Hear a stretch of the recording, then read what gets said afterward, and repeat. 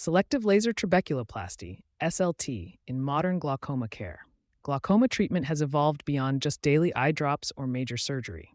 Selective laser trabeculoplasty, SLT, is a gentle office laser procedure that helps lower eye pressure, improving fluid drainage through the eye's natural pathway. In recent years, SLT's role has grown, sometimes used as an initial therapy, other times added later, especially alongside newer minimally invasive glaucoma surgeries, MIGS. Patient-friendly studies now suggest SLT can safely reduce or delay the need for medications and surgery. For example, a large trial, the LIGHT study, found that when open-angle glaucoma patients started treatment with SLT instead of drops, 74% of them remained off all medications 3 years later, and none needed incisional surgery. Leading eye care organizations, like NICE in the UK and the American Glaucoma Society, now list SLT as an option for first-line treatment, recognizing its benefit in early glaucoma care. SLT as primary or adjunct therapy. SLT is often recommended either before starting drops or after medications alone can't reach the target pressure. Being selective, the laser targets pigment cells in the drainage meshwork without scarring it, so it leaves the drainage pathway intact. As a result, SLT can be repeated if needed. Per the Glaucoma Research Foundation, a single SLT session typically lowers pressure for about 2 to 3 years, often longer, and then can be repeated. Many patients on multiple eye drops can do very well with SLT. It often allows them to reduce or stop medications. In contrast, MIGS procedures, such as tiny stents or implants like the iStent or Hydrus, are newer surgical methods done in the operating room, often together with cataract surgery.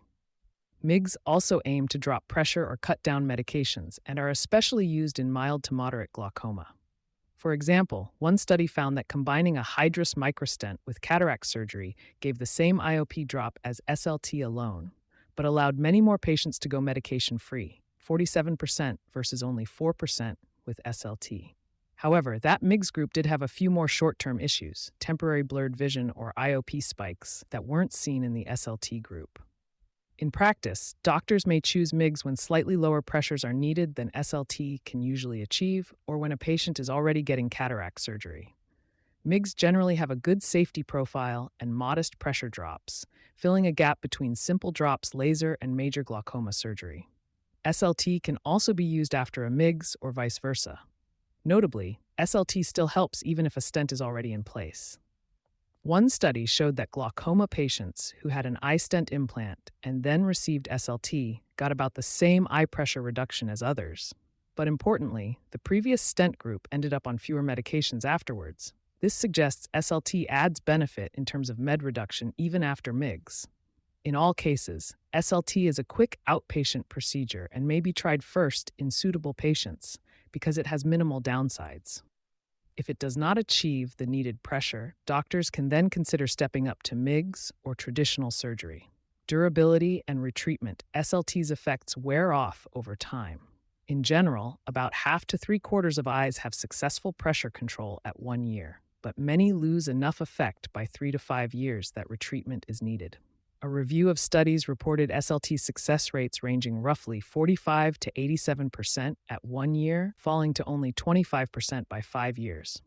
In practice, nearly 44 to 45% of eyes in a 3-year study eventually needed a second SLT treatment. Fortunately, SLT is repeatable because it does not scar the meshwork. A repeated SLT, often covering 360 degrees of the angle, can regain pressure control and typically gives another 1 to 2 years of effect. However, each time tends to give a slightly smaller drop, so the benefit diminishes with more repeats. Several factors predict how well SLT will work for a patient. The baseline eye pressure is the strongest predictor.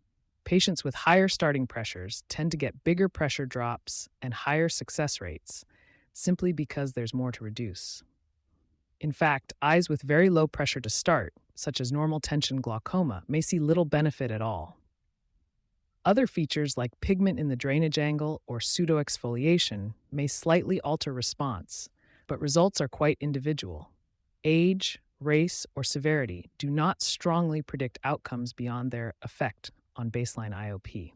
In short, entering SLT with a pressure well above target usually means a better absolute drop, while eyes already very low may need more aggressive treatment. When monitoring SLT, doctors watch for pressure creep. If target pressure is lost or disease progresses, for example, worsening visual field loss, it's time to step up therapy. Modern guidelines emphasize not waiting for a very high pressure before acting. Any sign of glaucoma worsening warrants additional treatment, whether that is repeating SLT, adding MIGS, or moving to incisional surgery. Importantly, data show that patients started on SLT often avoid surgeries longer. In the LIGHT trial, none of the SLT first patients needed glaucoma surgery by year 3, versus several who started on drops.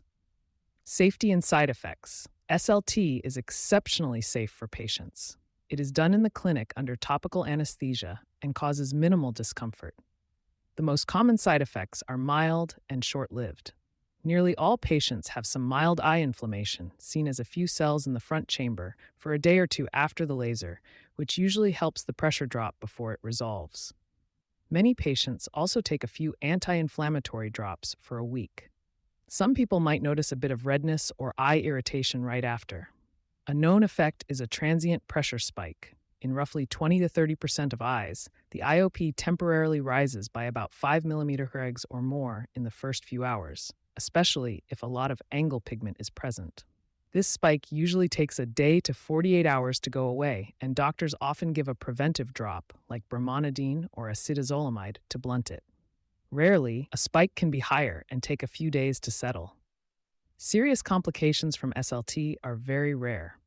There have been isolated reports of extended inflammation or even cystoid macular swelling, especially in patients with other eye problems, but these are exceptional cases. By contrast, incisional surgeries, trabeculectomy, or tube shunts carry risks like infection, chronic hypotony, or bleb complications. MIGS are generally safer than classic surgery, but they still involve incisions inside the eye and have their own issues: transient blood or fluid in the eye, needling revisions of stents, etc. In one head-to-head comparison, a Hydrus MIGS implant and SLT gave similar IOP lowering, but the MIGS eyes had a few more side effects, temporary blurred vision or early pressure spikes, that did not happen with SLT. In summary, SLT's advantages are its simplicity and safety. It carries none of the risks of a later trabeculectomy, no bleb to worry about, and can be done as often as needed. Its limitations are that it typically cannot achieve very low target pressures, often only into the mid-teens, and it may need repeating. MIGS falls in between. It is more invasive, so has somewhat more risk, but it can sometimes reach a bit lower pressure and substantially reduce medications. The choice between them depends on how much pressure lowering is needed and patient preferences. Sequencing SLT and MIGS, proposed treatment pathways. The best order of treatments depends on disease severity, resource goals, and patient wishes. Here are evidence-based approaches to lining them up. Early, mild glaucoma, consider SLT first to delay drops. A patient with newly diagnosed mild open-angle glaucoma and a target pressure in the mid-teens can often do well with one SLT treatment. If the patient is already undergoing cataract surgery, a surgeon might instead or additionally place a MIGS stent during the same operation, for example, an eye stent or Hydrus. If SLT is used and later pressure rises, retreat SLT once or twice more before moving on. If additional lowering is needed, MIGS procedures or adding a single medication may be the next step. Several guidelines now endorse using laser early exactly for these patients. Moderate glaucoma or patients on multiple drops. Many surgeons consider MIGS with cataract if indicated at this stage, especially if target IOP is not reached by medicines and lens changes allow. For example, an eye needing to go from 18 to 15 mm might handle SLT, but an eye needing 12 to 13 mm may require a stent or microshunt. SLT can still be done either before or after MIGS to shave off a few more points or reduce meds. Indeed, even after an unsuccessful MIGS, applying SLT later can add some benefit. If MIGS itself is insufficient, the patient may ultimately need a full trabeculectomy or tube shunt, especially if disease is progressing. Advanced glaucoma. Here the target pressure is very low, often mid-teens or below. Neither SLT nor most MIGS will reliably hit those levels. In such cases, many doctors proceed directly to trabeculectomy or tube. SLT may be used earlier as a temporizing step or if the patient absolutely cannot have surgery, but one should be prepared for possible twin interventions, laser first, then surgery. For very advanced fields, doctors may bypass SLT MIGS and go to trabeculectomy sooner to ensure adequate control. Patient goals and context. Some patients strongly prefer to avoid daily drops or are bothered by medication side effects. SLT and many MIGS can greatly reduce drop burden. For a patient with lifelong glaucoma ahead of them, delaying drops even by a few years can improve quality of life. Others may be anxious about surgery risks. These patients might opt for SLT or MIGS as long as possible. Conversely, a patient who tolerates drops well but has very aggressive glaucoma might choose to skip SLT and go straight to a more definitive procedure. Resources and access also matter. An eye surgeon might choose SLT as a cost-effective first step in a system, knowing it delays expensive surgery and reduces medication costs. In practice, a customized care plan could look like this. Mild glaucoma, patient on 0 to 1 drops. Do SLT as first step. If pressure target isn't reached after 1-2 lasers, add a drop or two. If moderate cataract is present, consider combined cataract MIGS instead. Moderate glaucoma on 2+ drops. If the patient is having cataract surgery, add a MIGS stent. If not, SLT is still an option for incremental lowering. If target pressure still isn't met, plan for a trabeculectomy or a more potent intervention. Glaucoma in one eye with the only seeing eye or with normal tension. SLT may yield less drop in normal pressure eyes, so set expectations or lean toward earlier surgery. For a patient who cannot risk incisional surgery, e.g. severe comorbidities, SLT MIGS become even more valuable. Pseudoexfoliation or pigmentary glaucoma. These often respond well to SLT and produce higher spikes. In such cases, dosing SLT conservatively or doing it in steps may be wise to prevent spikes. Overall, SLT is now seen as a versatile tool in the glaucoma toolbox. It can be used as a gentle first move, an add-on when drops alone are not enough, or a way to postpone or even prevent more invasive surgery. MIGS procedures play alongside SLT, offering a middle ground of safety and efficacy. By considering disease stage, patient needs, and surgeon expertise, clinicians can sequence SLT and MIGS and later trabeculectomy in a logical, evidence-based way that maximizes benefit and safety for each individual. All links to sources are available in the text version of this article. You can find the full article at visualfieldtest.com. Thanks for listening. To check your visual field, click the link at the bottom of this article or visit visualfieldtest.com.